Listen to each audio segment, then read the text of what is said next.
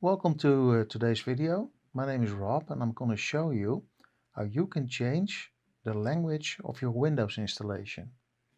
So the thing you want to do is you want to go to Start, that little cog for settings. Then you should end up in the Windows settings screen and you go to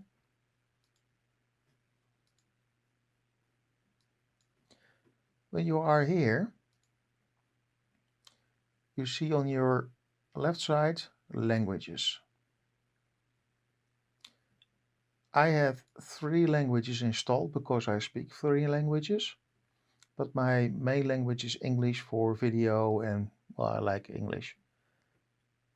If you want to add another language, you press the add button and then you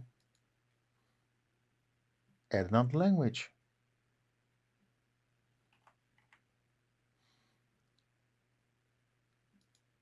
You pick Dutch, that's from Denmark.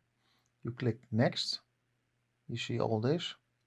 Install language pack, speech, well, all the bells and whistles, and you say install. And now it downloads the language file and installs it.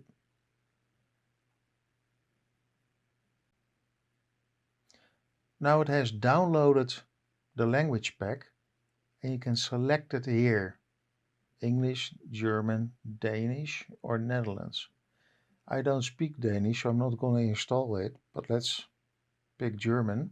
If you want to switch the Windows display language to German, it will ask me to sign out and back in, of course. And after you signed out and signed in again, everything is German. I'm not going to show you that because I'm recording the desktop, but take it from me, that is what's going to happen. So that's the way you can install a language pack.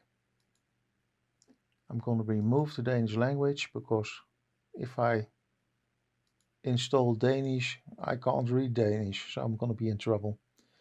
If you found this useful, this tip, please share, subscribe and like my videos because I'm trying to share the knowledge. So thank you for now and on to the next video.